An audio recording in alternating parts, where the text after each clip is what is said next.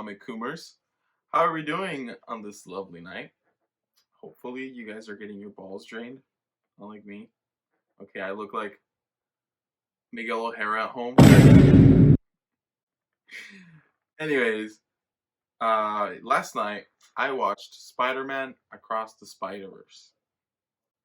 And I just have one thing that I need to get off my chest, and that is that Spider-Man fans are fucking spoiled. Like, when I think of Spider-Man fans, I think of like white parenting, how they just let the kid get away with anything and he just gets whatever he wants. Because Spider-Man fans get whatever they want, and oh, I'm so jealous, okay? Even the worst Spider-Man movies are okay, right? I mean, we can agree there's no such thing as an awful, awful Spider-Man movie. And then every couple of years, there's a new Spider-Man movie going on. So I love it. I'm just mad. I'm very jealous of Spider-Man fans. I'll be honest. Okay. Now I'm going to give you guys my thoughts of this movie right off the bat, and I'm going to give it a 9 out of 10. This movie made me buzz. It really did. I mean, I'm going to start off with like the complaints first, and then I'll give the good things. I'll just get the negative out of the way. And my first little complaint would be that the first half of the movie was very slow. And it took too much time on Spider-Gwen when she's a supporting character, right? So I feel like they dragged on a little too much. But I mean, I'm not complaining because obviously it's character development. It's important. But I think on a movie standpoint, I think she got too much screen time. And just in general, the first half felt very slow. But not painfully that slow. It just felt, I don't know, it felt like it dragged on a little too much. My second and last complaint would probably be that every scene where Miles was with his family felt a little repetitive, right? Like, we get that it's the problem and he needs to tell his parents or he doesn't want to. And they kind of talk it out so they're good, but then they kind of aren't good anymore. And that going back and forth felt very repetitive and annoying because they would just touch the same subject over and over and over. Now, that's pretty much the only complaints I have about this movie. Now, getting to the good stuff, I mean, first I want to talk about the Easter eggs, which, I mean, they were so fucking cool. I'm going to be honest with you. They were so cool. I think the ones that stood out to me were the Spectacular Spider-Man from that canceled TV show. We never got season 2, sadly. Marvel Spider-Man was pretty cool seeing him there from the PlayStation games. My favorite cameo was Childish Gambino as Uncle Aaron from the MCU. For those of you that don't know, or maybe you guys didn't think, I mean, in my movie theater, no one really clapped when they saw Childish Gambino as Uncle Aaron.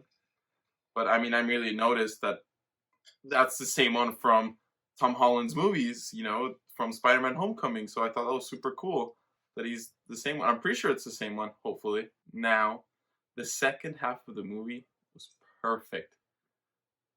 Perfect to the last minute detail. It was so freaking good. I loved it. I loved how they talked about canon events, how Spider-Man's uncles are supposed to die, and then there's always a police captain that has to die, and how Miles refuses to believe that's going to happen to him.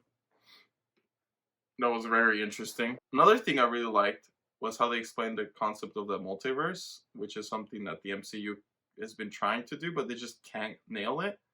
And I feel like this Across the Spider-Verse just did it perfectly, They couldn't have done it better. Sorry, it's fucking hot as cum in here. Fuck! Okay, sorry. And then obviously the best thing about this movie was Miguel O'Hara. Spider-Man 2099, I think, was fucking badass. Oscar Isaac was, I think, the perfect choice. I think his voice stole the show.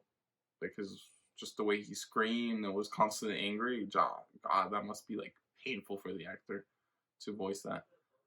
But, Miguel O'Hara is brutal. He doesn't hold back. He's honest. He gets shit done. That's what he's known for. He's always been, like, a more serious, edgy Spider-Man, and I think they nailed it. And I know we're supposed to root for Miles, and I'm still rooting for Miles, but I never saw Miguel O'Hara as like annoying or I want him to fucking die. I'm like, damn, like you kind of root for both guys. Obviously, I rooted for Miles a little bit more, but obviously, I don't want anything bad happening to Spider-Man 2099. I mean, maybe it's just because I'm a big fan of him. This movie was a 9 out of 10. It's perfect, except for those little complaints I had about the movie, but it didn't take away from my experience. Okay, I recommend that everybody should go watch this movie. This movie's amazing with it. Even if you're not a Spider-Man fan, this movie's insane. And I mean, the amount of work it took to make this movie is just amazing too. Now I'm going to go into my little segment called the predictions, where I'm going to give you guys my predictions on the sequel. Okay, and the sequel's called Spider-Man Beyond the Spider-Verse. I'm pretty sure. Was it Beyond the Spider-Verse? Fuck. I think it was. I don't remember. I'll search it up. Sorry, I'll edit that. I have two predictions for the sequel. The first one is I think Miles' dad is going to die either ways because Gwen tells her dad, and her dad is like, yeah, I'm not going to be the captain of the police anymore.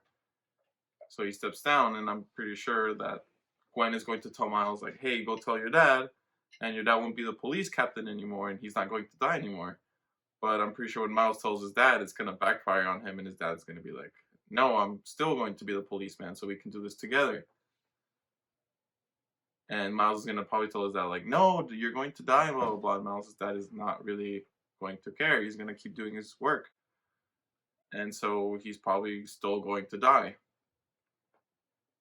Or my second theory, or my second prediction is going to be, and this is probably the best one, is I'm pretty sure Spider-Gwen is going to die. And she's going to die Gwen Stacy style, if you know what I mean. She's going to die Gwen Stacy style. And that explains why she's been having so much screen time, right? Which I don't hate, but maybe it explains why she has more screen time now with the other characters. Or maybe it's a little bit of both. Maybe Miles' dad is going to die other ways, and Spider-Gwen is also going to die. It could be a mixture of both, but I'm pretty sure one of those two is probably going to happen. And that's pretty much it, my fellow cummies. Don't forget to get your balls drained. Spider-Man checking out. I don't know. That's it.